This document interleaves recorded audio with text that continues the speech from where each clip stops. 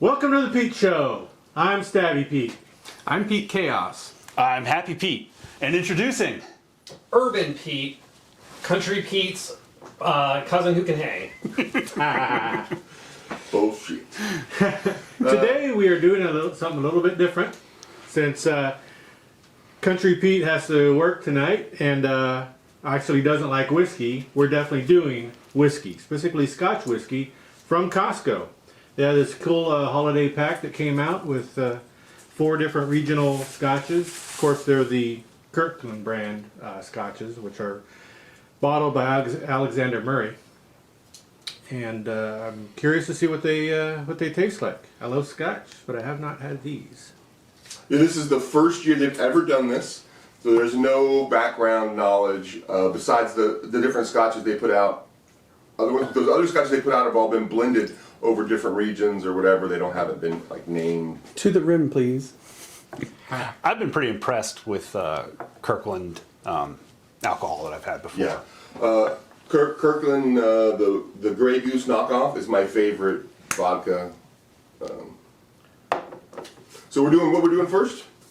So this first one is the Lowland Single Malt Scotch Whiskey. One nice thing I do like about all of these, although it's really hard to read because the printing is super tiny, is they are all 46% ABV. Yeah. So what's that, 92 proof? Thank you. So yeah, what I always like to do first is just kind of like a wine, give it a little bit of a swirl and kind of get some of the aromatics going, and then just stick your nose in there. I prefer not to swirl it in a Glencairn glass because it can, a lot of the alcohol vapors can come up then, and in some could be overpowering and overpower the other. Yeah, I'd rather get the first thing, that full force, just to kind of know what I'm in for. You don't want to pass out from the And vapors. So this was the lowland, which on the back says is kind of a milder region by nature, Yeah. and from smell, I would definitely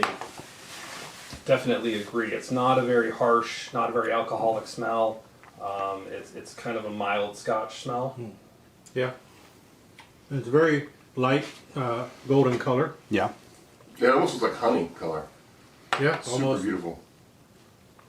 Like a traditional mead, I would say, like that kind of color. Yeah, I'd agree. What's your first impressions, Pete Chaos? This is my favorite kind of whiskey. I love the harsh, the burn. You can definitely taste a nice strong whiskey. Happy Pete? I like it. Yeah. I don't have much else to go with on there, but So for me, I think that this one being a more mild by nature makes it taste kind of just like a blended, or like a little bit less distinct, I think, than some of the other ones I've had that were very regional and very peaty, or very had a very distinct flavor. It seems more like very drinkable, as opposed to maybe something that's really highlighting a region. But yeah, I don't notice peatiness in this. Yeah, no, there's no peat that I could pick up on this. Yeah. It's going in peat, but peat didn't go in it. Anywho, Next whiskey we're going to try is the 12-year Highland Single Malt Scotch whiskey. So let's see how it goes. The other one was did not have an age statement, and this one has been sitting in American oak. Actually, did it say American oak? Yeah, bourbon casks for 12 years, or at least 12 years. So an interesting thing about age statements is that is the youngest age of the whiskey in the bottle, which I find interesting because there's some snobs that talk about age statement scotches versus blended whiskeys and talk shit about blended whiskeys, not realizing that if you're drinking scotch out of a bottle and not directly from a cask, you're drinking blended whiskey. So what's your first impressions, Pete? Stabby? I definitely like the flavor of this. It I'm tasting some of the oakiness as well, which I enjoy. It's had a stronger flavor to me than the Lowland that we just had. I like it. This one could be a drinker for me. Yeah, contrasting it with the first one, it's definitely more oaky. I noticed that more. I wouldn't even say it's extremely oaky, but definitely more than the first one. I still don't pick up any peat in this one. Yeah, I don't think this one's peated either. And I think I like it a little more. First one was very good, and but I do think I kind of prefer this one a little more. Country Pete had some of the first one, and he liked it, which means not very flavorful. To me, this one seems a lot like the first one, only better. It's a little bit more flavorful. It's a little bit maybe less alcoholic on the nose, like a little less harsh. Which is funny because they have the same alcohol level. Right. Same amount of heat, same amount of heat in it, but not. I'm not picking that. Yeah, on the palate. Mm-hmm. I get more flavor out of this one, but it's still very drinkable.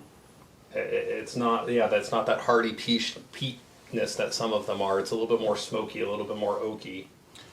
I wish I had more descriptive words, but I think this is very good. I would say this is about as good as the previous one that I had. I like the oaky taste, and there's a little more to it, but I honestly like them both. You can definitely tell there's a different oakiness in it. Mm-hmm. For sure. I mean, just from my first sniff, I picked up on that oakiness. Do you want to try this one? But I also like the oakiness, so it's not a knock at all. And the next whiskey we're going to try is the 10-year Speyside single malt Scotch whiskey. Speyside, that's the one ocean one. It's by the Spey River, I think. You want to give us the boxes? The Speyside region of Scotland is the most densely populated whiskey region in the world, with 50 single malt distilleries. Ooh. Famous for its hills, glens, and of course the River Spey. Whiskeys from Speyside are generally sweeter, with hints of apple, pear, and vanilla. That sounds That actually sounds tasty. Does it? And this is matured in bourbon casks. Big surprise. Can you pull the thing back a little bit? Ooh, that's fine. I definitely feel like in the aroma I'm smelling something. I'm not sure what, but it's more than just kind of a oaky alcohol. Picking up a little bit of vanilla, a little of that shortbread cookie, Oh yeah, this is very much more flavorful. and some oak as well. Yeah, it's a lot less oaky, more of that citrusy when they mentioned the apple, pear, and then the vanilla. So yeah, it's a good blend of those. Yeah. I can't distinguish any of that exactly, but I can tell there's something else, some other aroma in there. I can smell that sea, that chanty sea. That's not a sea, it's on the river. It's on the sea. It's on the ocean. Part of it. All of Scotland's pretty much on the ocean. Yeah, you're not far from Not the all ocean that anywhere in Scotland. Yeah. This has the tang of home still. The tang that I don't like. Something I can't describe. It's like an aftertaste that I'm not into. This one does seem to have a little bit of a, to me, more noticeable kind of alcohol bite, more than the other two, I would say. More than the other two. Well, so to me, I get that alcohol bite on the back end, not on the front end or not on the nose, but after I swallow and give it a second, the back of my tongue gets that tingle. Initially, this one I love the smell of, but the taste I'm kind of, I don't know, medium on so far, but I think it smells fantastic. The smell is absolutely wonderful. Yeah. Yeah, it's a really good blend of some of those sweeter flavors or aromas without it being like sickly or cloying. It's got a little bit of that oaky, smoky undertone that gives it some depth. But Like a Belgian or something. It's faint in the background. But I like it though. I would enjoy this one as well. So next whiskey we're trying is the Islay single malt Scotch whiskey from Costco, which I hope my hopes aren't too high for it because Islay is one of my favorites of scotches. It is the most peaty, correct? Typically, yes. Can you give us the back of the box? so, Pete, did you know that Islay is a small magical island off the west coast of Scotland. It now supports 9 single malt distilleries, with the oldest dating back to 1779. Islay is famous for its campfire, smoky, briny, heavily peated whiskeys. We did know that. Yeah, I think the Bruichladdich is the newest one, and it was reopened. There's a very interesting documentary called The Golden Dram, which goes a lot into about the history of Scotch, and it also follows one of the massive distillers who retired from one distillery and then started Bruichladdich, or reopened Bruichladdich. Bought the old distillery that had been closed down for a long time and rebuilt it up. And Bruichladdich does make some fantastic stuff. So I'm definitely getting the peat on the nose here. Just I actually smell peat Strong. on this one, and I Strong. think you guys need to put on some deodorant. Thank you. Some Thank you. deodorant. Well, you know what? This would make a nice cologne. So, it's not like that. It would attract me. Nice. definitely Now tasting I the know peat. what I should be wearing. We got 2 new visitors for the last episode. Last part of the show. Two of the Pete wives have joined us. Oh, God. I don't know. I think he's the Pete wife.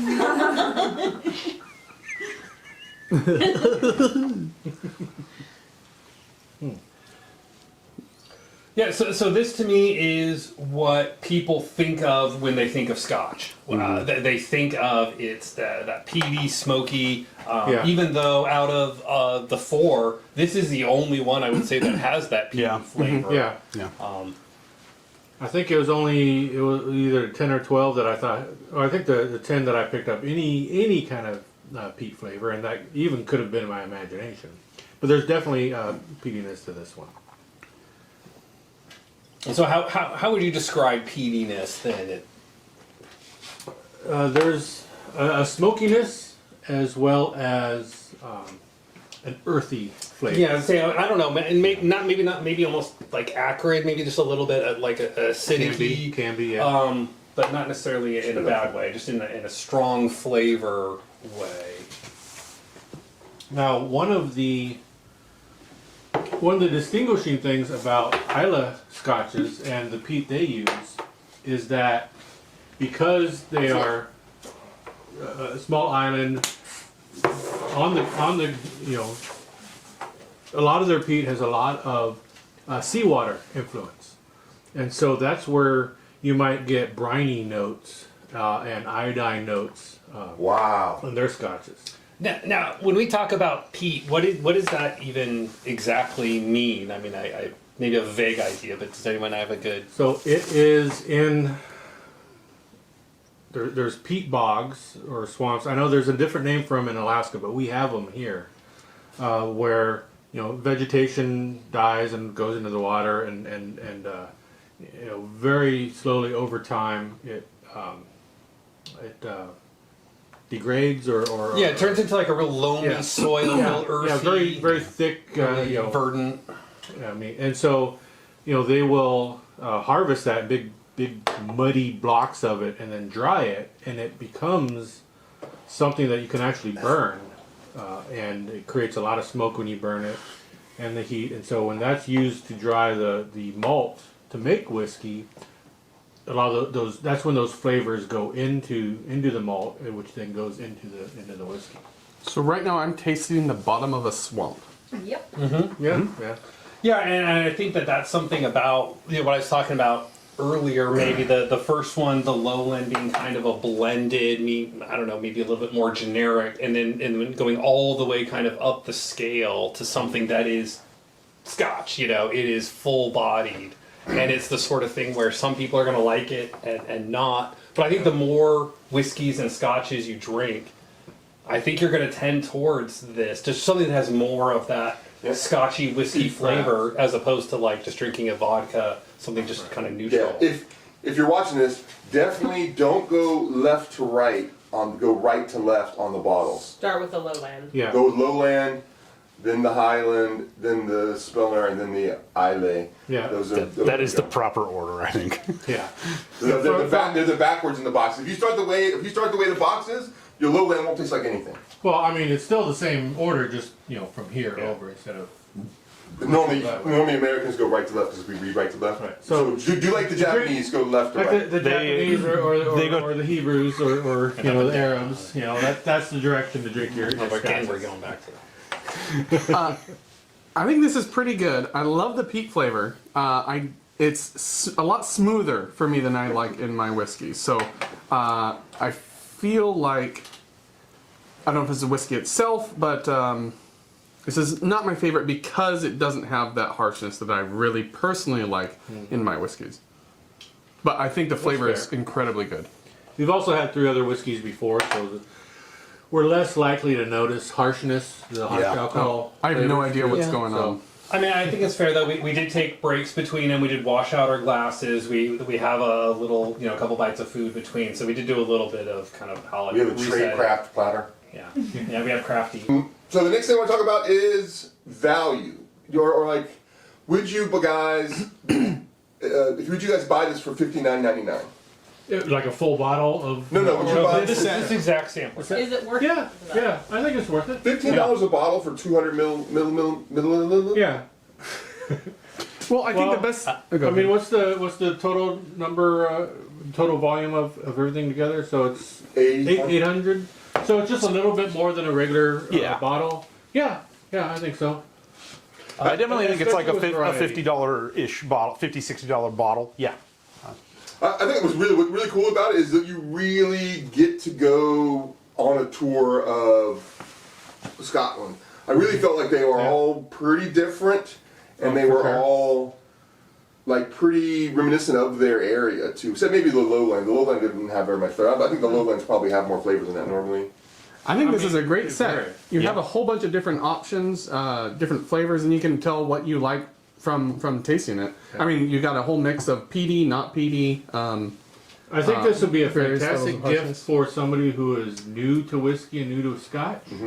And it would also be a good gift for somebody who is experienced in Scotch, who has friends over who aren't experienced in Scotch. Yeah. Yeah, that's Try this. That's my thought. Is I think this is perfect for exactly this type of scenario. Getting together with a couple of friends and having one glass of each of these different ones. I think if someone is an experienced Scotch drinker, they know what they like already, and so kind of a variety pack maybe isn't for them, or maybe even if if you don't even know if they really like whiskey. But something like this, where you're going to get together with friends and kind of chat about it, I think this is a great buy.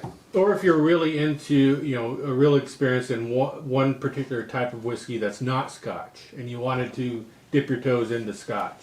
If you're a bourbon guy or you're an Irish whiskey guy, get this and try it out and see if maybe there's some Scotches you might like, and this would help point you in the direction of the different regional Scotches. I gotta mention, I'm required to mention that we're actually being paid the big bucks by Kirkland to recommend this to you. So. No, we're not. This can fit in a big stocking. What Pete Cassidy says, we wish we were being paid the big bucks by Kirkland. I would love sponsorship. Yeah. I'd have the Costco. This has only been sponsored by Country Pete. Thank you, country. You probably bought it. Don't drink alone. Drink with us here at the Pete Show.